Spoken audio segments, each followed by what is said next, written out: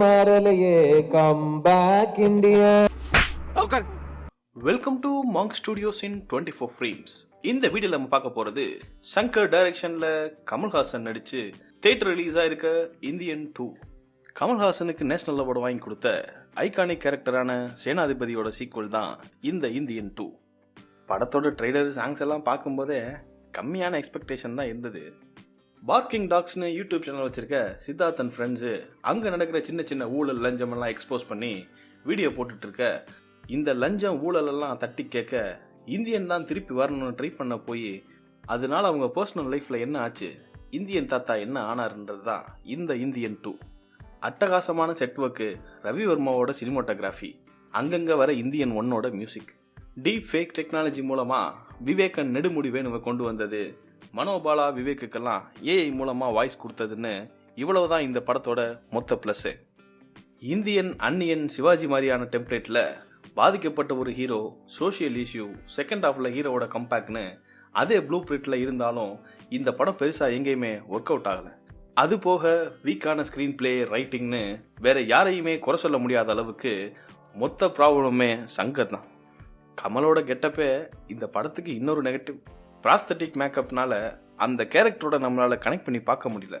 In fact நிறைய இடத்துல Kamal emotional நடிச்சிருந்தாலும் பெருசாக எதுவுமே எக்ஸ்போஸ் ஆகவே இல்லை. இந்தியன் தாத்தா எங்கே வேணால் செக்யூரிட்டி தாண்டி எங்கே வேணால் போகிறாரு, யாரை வேணால் கொலை பண்ணுறாரு.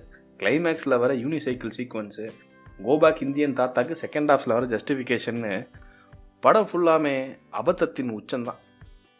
கம்பேக் இந்தியன்னு கூப்பிட்டனே வர்றதும், கோபேக்னு சொன்னதும் போகிறதுன்னு இந்தியன் தாத்தாவை ஏதோ சொந்த தாத்தா மாதிரி ட்ரீட் பண்ணி வச்சுருக்காங்க. சங்கர் படங்களில் எக்ஸ்பெக்ட் பண்ணுற கிராண்டியான விஷுவல்ஸ், கமர்ஷியலான விஷயங்கள், பவர்ஃபுல்லான டைலாக்ஸ், எமோஷ்னல் கனெக்ட்னு எந்த ஒரு விஷயம் ஒர்க் அவுட் ஆகாத ஒரு படம். ரைட்டர் சுஜாதா இல்லாதது படத்தில் நிறைய இடத்துல தெரியுது. கமல் சீக்வன்ஸ்லாம் வேறு லாங்குவேஜில் ஷூட் பண்ணி தமிழில் டப் பண்ணியிருக்காங்க.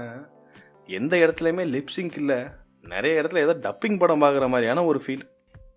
இந்தியன் படத்தோட சோலே தன்னோட மக சாக கிடந்தா கூட தன்னோட கொள்கையிலேருந்து மாறாத, லஞ்சத்துக்காக சொந்த மகனையே கொண்ட சேனாதிபதியோட எமோஷ்னல் கனெக்ட் தான்.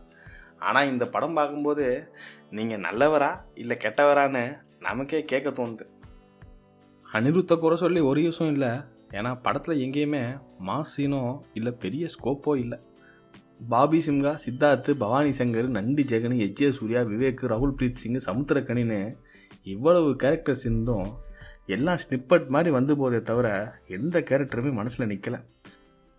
செகண்ட் ஹாஃபில் வர எந்த சீனோடையும் ஒரு எமோஷ்னல் கனெக்டோ லாஜிக்கோ இல்லை. பாபி சிம்ஹா சீரியஸாக வர சீன்லலாம் மொத்த தேட்டர் விழுந்து சிரிக்கிறாங்க. கிளைமேக்ஸ் ஃபைட்லாம் எந்த லாஜிக் இல்லாமல் ஒரு அரை மணி நேரத்துக்கு போய்கிட்டே இருக்குது. படம் முடியும் போது வர பார்ட் 3யோட கிளிம்ஸ் நல்லா இருந்தாலும் அட போங்கடா அப்படின்ற ஒரு ஃபீல் வர அளவுக்கு பண்ணுறானுங்க. மொத்தத்தில் இந்தியன் 2 கமல் அண்ட் சங்கரோட லைஃப் டைம்லேயே ரொம்ப சுமாரான, எவ்வளவு கம்மியான எக்ஸ்பெக்டேஷனோட போனாலும் ஸ்டில் டிசப்பாயின்மெண்ட் ஆகக்கூடிய ஒரு சீக்வல் ஃபர்னிச்சர் உடைக்கப்பட்ட ஒரு அவுடேட்டடான படம். தாத்தா வராரு, கதரை விட போறாருன்னு அப்போ சொன்னானுங்க, அப்போ புரியலை, இப்போ புரியுது. அனைவரும் கருட புராணத்தின்படி தண்டிக்கப்படுவார்கள். பண்ணுங்க, சப்ஸ்கிரைப் பண்ணிருங்க, அந்த பெல் ஐகான் மறந்துடாதீங்க. நன்றி, வணக்கம்.